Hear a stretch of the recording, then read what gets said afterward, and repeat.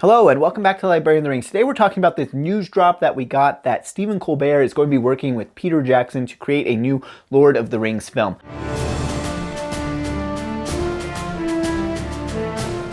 This dropped this week, and it dropped like on Tolkien Reading Day, like right at midnight basically. And of course I was doing Tolkien Reading Day video and stuff like that. So it's taken me a little bit of a while to get to talking about this news, but I wanted to chat with you all and tell you a little bit about what I think about it. So basically what happened is Peter Jackson released a video where he was talking and he said he wanted to give an update on the hunt for Gollum. He said everything's going great with the hunt for Gollum. Andy Serkis doing a great job. We're working hard on it. Great, whatever. Then he said, I want to tell you that we're going to make another film and I want to bring on a special guest to talk about it. And of course, that special guest, Stephen Colbert. So kind of wild and kind of dropping out of nowhere from our perspective, right? We knew that they wanted to do a few more movies after The Hunt for Gollum. That had been stated, but we didn't know anything about them. So this seems like it's coming out of nowhere, but when he actually starts talking to Colbert, we find out that Colbert had contacted him a while ago, like maybe a couple years ago, after he and his son, who are a screenwriter, kind of sat down to kind of plot out whether or not they could make a movie out of the 6 chapters that were left out of the beginning of Fellowship of the Ring. So for those of you keeping track, if you've got your Fellowship of the Ring copy, that's going to be chapter 3, and that goes to chapter 8, which is Fog on the Barrow Downs. So this all basically in Peter Jackson's trilogy gets crammed into nothing, right? I mean, they just like run out of the Shire and basically go to Bree is what happens there. There's none of this journey through the Shire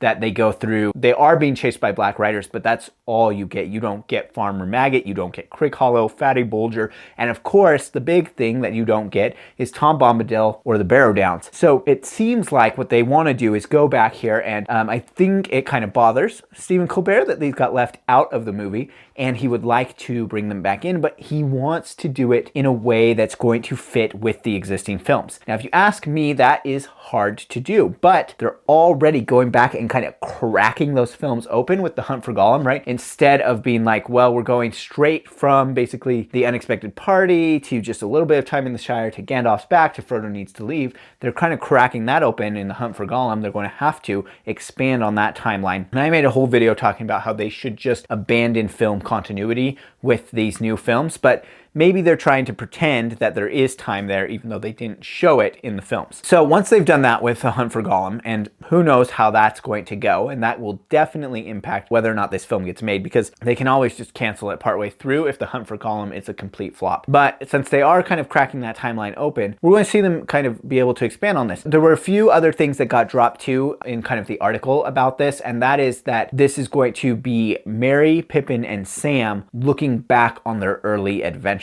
So that sounds like there's going to be a frame narrative, and it also says that it's going to involve Eleanor, and Eleanor is Sam's oldest daughter. And so Eleanor is going to discover something about how the quest for the ring almost failed before it began. So we don't know totally what that means. Been thinking about that, trying to look through and see what that might be. And it seems like maybe it will have something to do with the Barrow-wights and how the hobbits were almost killed by the Barrow-wights, almost sacrificed there inside the barrow. That could have something to do with it. Of course, if you're going to bring in the Barrow-wights, you are also going to bring in Tom Bombadil, and this would be big, of course, to finally get Tom Bombadil. Now, we've seen Tom Bombadil in the Rings of Power. We've also seen the Barrow-wights in the Rings of Power, so that could be interesting. I don't know how you make this fit, though, because they transposed a bunch of Tom's stuff onto Treebeard with Merry and Pippin getting eaten by Old Man Willow and that kind of thing. So do they have to leave that out? Do they bring it in? Does it make any sense? Of course, that was in the extended edition, so you could just pretend that you're only trying to fit it into the theatrical edition, but there's a lot of kind of wiggling that they're going to have to do there. But if we got Tom Bombadil, that would be pretty exciting to see, provided that they do it in the right way, of course. So what do I think about this? Well, I am really excited to see some of these things. I'm excited to see Eleanor. I'm excited to see Tom Bombadil. I'm excited to see Goldberry. I'm excited to see Fatty Bulger. Fatty gets like nothing in the films, right? And Fatty really actually plays a critical role by staying at Crickhollow and making people think that Frodo is still there. He even dresses up in Frodo's clothes. He actually has an encounter with the Black Riders in Crickhollow. So that's going to be pretty interesting to see a lot of these different pieces kind of fill in. What do I think about Stephen Colbert being brought in? You know, Stephen Colbert is such a fan of The Lord of the Rings and of Tolkien's Legendarium. I mean, his knowledge goes so deep. It is pretty impressive. And he has such respect and love for it.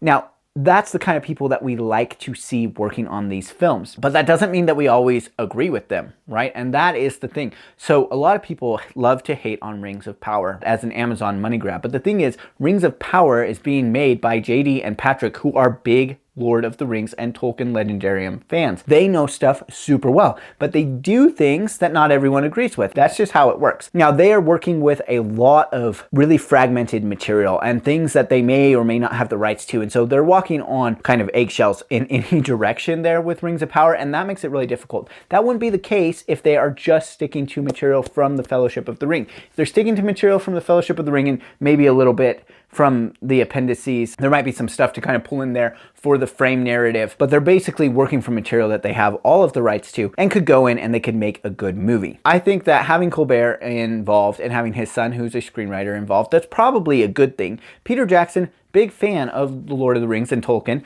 but he didn't always get things the way that I would have hoped that he did. There's definitely things in the Lord of the Rings movies that I do not like. And the Hobbit movies, of course, were kind of a dumpster fire. So, you know, not sure about that. Now, we also have coming in on this Philippa Boyens, and she, of course, big Tolkien fan, lots of knowledge, but spent a lot of time in the space. She worked on the War of the Rohirrim film, which some people did not like either. So it's hard to say, because even if you are a big fan, it doesn't necessarily mean that you are going to interpret things or do things in the way that fans want them done. Every fan can't be pleased by something like this. So I would say that I am cautiously optimistic about this, more optimistic about this than I am about The Hunt for Gollum, in part because I think they almost certainly have to recast here, because as much as I love the original 4 Hobbits, I don't think that you could bring them back and act like they were younger versions of themselves here. I do not want to see that happen with AI de-aging or anything like that. I just want to see it be recast, give new people a chance to play those parts.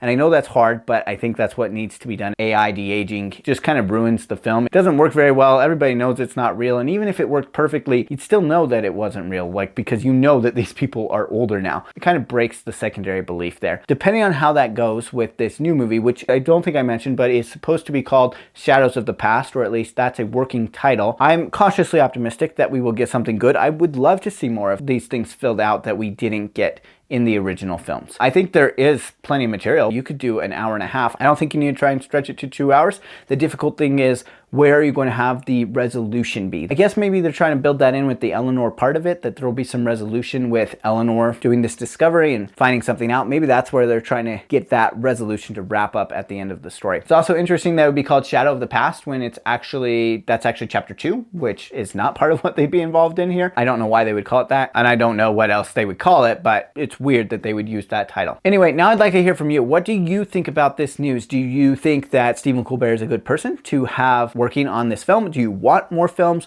Would you prefer that there just be no more films? Would you prefer that there had never been any films at all? Let me know down in the comments. Until next time, farewell wherever you fare. May your ears receive you at your journey's end.